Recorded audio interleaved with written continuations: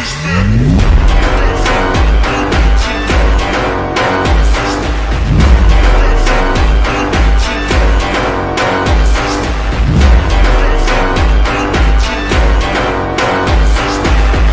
Finally दोस्तों मैं आ गया फिर एक टॉप मूवी लिस्ट के साथ और आज के इस वीडियो में हम कवर करेंगे कुछ बेहतरीन हॉलीवुड की ब्रूटल एक्शन मूवीज को जो आपको शुरू से लेकर इन तक बांधे रखेंगी। तो अगर आप भी मेरी तरह एक्शन मूवीज के शौकीन हो तो बने रहेगा वीडियो के अंत तक क्योंकि ये वीडियो आपके लिए। और हाँ, इस लिस्ट में मैंने जितनी भी सारी मूवी ऐड कर रखा है लगभग सारी OTT प्लेटफॉर्म पर हिंदी लैंग्वेज में अवेलेबल है। तो बिना टाइम वेस्ट के लिस्ट की शुरुआत कर लेते हैं हमारी 7वें नंबर की मूवी से जिसका नाम है हावेक, जो अभी हाल ही में नेटफ्लिक्स OTT पर हिंदी लैंग्वेज में रिलीज हुई है। बात कर इस मूवी की स्टोरी बेस के बारे में तो ये एक बेहतरीन ब्रूटल एक्शन थ्रिल मूवी है। मूवी में आपको एक चार्ली नाम का लड़का देखने को मिलेगा जो एक कोरियन लड़के के साथ ड्रग्स डीलिंग कर रहा होता है। तभी अचानक से वहां पर कुछ करप्ट पुलिस वाले जाकर फायरिंग शुरू कर देते हैं और उस फायरिंग में कोरियन लड़का तो मारा जाता है लेकिन चार्ली कैसे भी करके अपना जान बचाते वहां से भाग जाता है। फिर ये बात जैसे उस कोरियन लड़के की माँ को पता चलता है जो एक बहुत ही बड़ी गैंगस्टर होती है, वो चार्ली के जान के पीछे पड़ जाती है क्योंकि उसका मानना ये होता है कि उसके बेटे के मौत के पीछे कहीं ना कहीं चार्ली का ही हाथ है। अब जो कि चार्ली भी ठहरा एक पॉलिटिशियन का ही बेटा, अब वो पॉलिटिशियन अपने बेटे यानी कि चार्ली को बचाने के लिए क्या कुछ करेगा मूवी को देखने के बाद ही पता चलेगा। मूवी फुल्ली एक्शन से लोडेड है, नो डाउट मूवी आपको फुल एंटरटेन करेगी एक्शन थ्रिल की मदद से। 5.9 आउट ऑफ 10। तो वो हम बढ़ते हैं हमारी अगली मूवी की ओर जिसका नाम है फाइट और फ्लाइट, जो अभी हाल ही में प्राइम OTT पर हिंदी लैंग्वेज में रिलीज हुई है। बात करें इस मूवी की स्टोरी बेस के बारे में तो ये एक बेहतरीन एक्शन जॉनरा बेस मूवी है। मूवी में आपको एक घोस्ट नाम का साइबर टेररिस्ट देखने को मिलेगा जो FBI के कैद से बैंकॉक भाग जाता है। फिर ये बात जैसे FBI और उनके सीनियर्स को पता चलता है वो बहुत ही परेशान और शौक हो जाते हैं क्योंकि उसे टेररिस्ट को पकड़ना बहुत ही मुश्किल होता है। जब भी FBI वाले उस टेररिस्ट को लोकेट करते हैं वो बहुत ही आसानी से अपने डिटेल्स और लोकेशन को मिटा दिया करता है। इसलिए FBI वाले उस टेररिस्ट को पकड़ने के लिए उसके ही जैसे एक बंदे को ढूंढते हैं जिसका नाम होता है मैक्स। और मैक्स भी थाईलैंड में ही रह रहा होता है लेकिन मैक्स FBI के इस काम को लेने से मना कर देता है क्योंकि FBI वालों ने मैक्स के उसके कंट्री में जाने से बैन कर रखा होता है। लेकिन अब जैसे FBI वाले मैक्स के ऊपर से इस बैन को हटाने की बात करते हैं वो इस काम को लेने को तैयार हो जाता है और फिर यहीं से कहानी में शुरुआत होती है एक्शन थ्रिल की। नो डाउट मूवी आपको फुली एंटरटेन करेगी मार्शल आर्ट एक्शन की मदद से। 6.4 आउट ऑफ 10। तो वो हम बढ़ते हैं हमारी अगली मूवी की ओर जिसका नाम है ए वर्किंग मैन, जो अभी हाल ही में रिलीज हुई है।